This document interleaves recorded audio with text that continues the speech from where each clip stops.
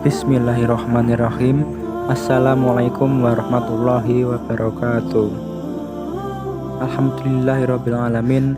Nahmaduhu wa nasta'inuhu wa nastaghfiruh wa na'udzubillahi min syururi anfusina wa min sayyiati a'malina. May yahdihillahu fala mudhillalah wa may yudlilhu fala hadiyalah.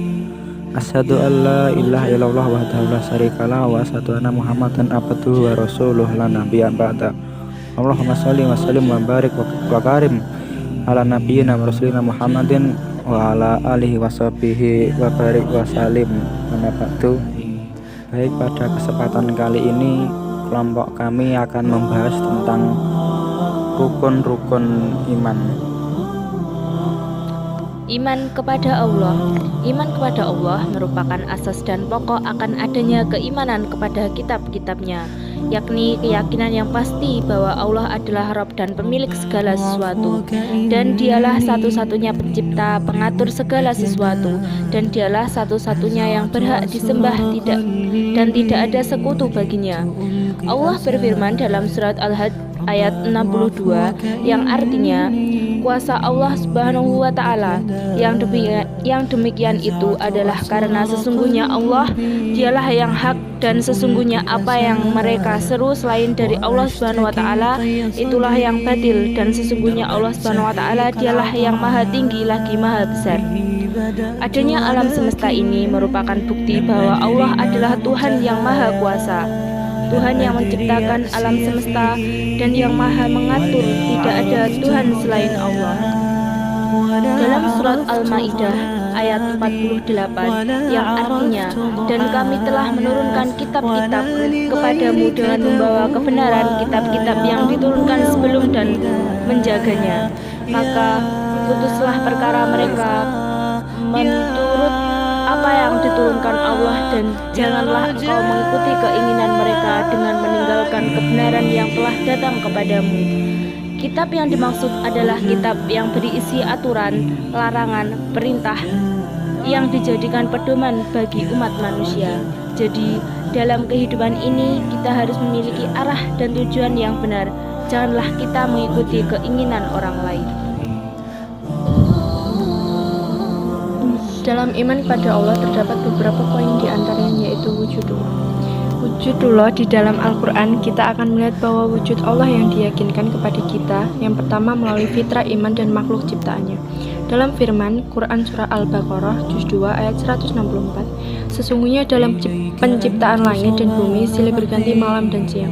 Bahtera yang berlayar di laut membawa apa yang Allah turunkan dari langit berupa air, lalu dengan air itu dia hidupkan bumi sesudah mati keringnya dan dia sebarkan di bumi segala jenis hewan dan pengisaran angin dan awan yang dikendalikan antara langit dan bumi. Sesungguhnya itu adalah tanda-tanda keesaan dan kebesaran Allah bagi kaum yang memikirkan. Salah satu ayat yang layak kita renungkan dalam Quran Surah Al-Imran juz 3 ayat 190-191.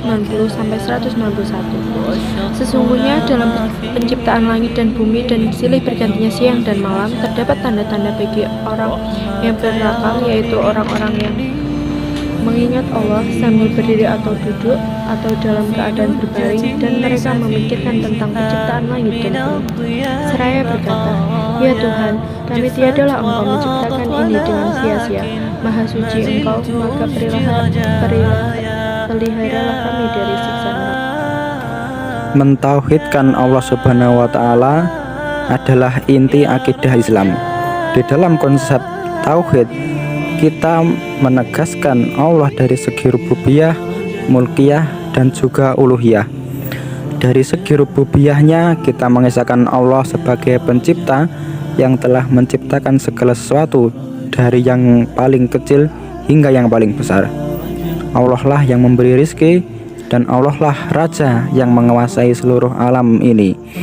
Pengesahan ini diaplikasikan di dalam kehidupan sehari-hari. Selanjutnya ada rububiyah atau Allah sebagai satu-satunya Tuhan.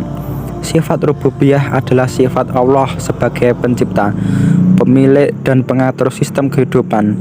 Sifat ini diakui oleh semua manusia secara fitrahnya. Tauhid rububiyah atau mengesahkan Allah sebagai satu-satunya Tuhan adalah esensi ajaran Islam. Semenjak Nabi Adam alaihi salam hingga Nabi Muhammad sallallahu alaihi wasallam selalu membawa pesan kepada pengesaan Allah, baik menjadikan Allah sebagai satu-satunya Rabb, Malik dan Ilah. Juga sudah dijelaskan dalam Al-Quran yang artinya segala puji bagi Allah, Tuhan semesta alam. Juga hadis Rasulullah SAW bersabda, "Ya Allah, kepunyaan Engkaulah seluruh puji, kepunyaan Engkaulah seluruh kerajaan, dan kekuasaan Engkaulah segala kebaikan, dan kepada Engkaulah segala urusan kembali." Selanjutnya ada mulkiyah atau kepenguasaan Allah. Mentauhidkan Allah dalam mulkiyahnya berarti kita mengesahkan Allah atas kepemilikan, pemerintahan dan penguasaannya terhadap alam ini.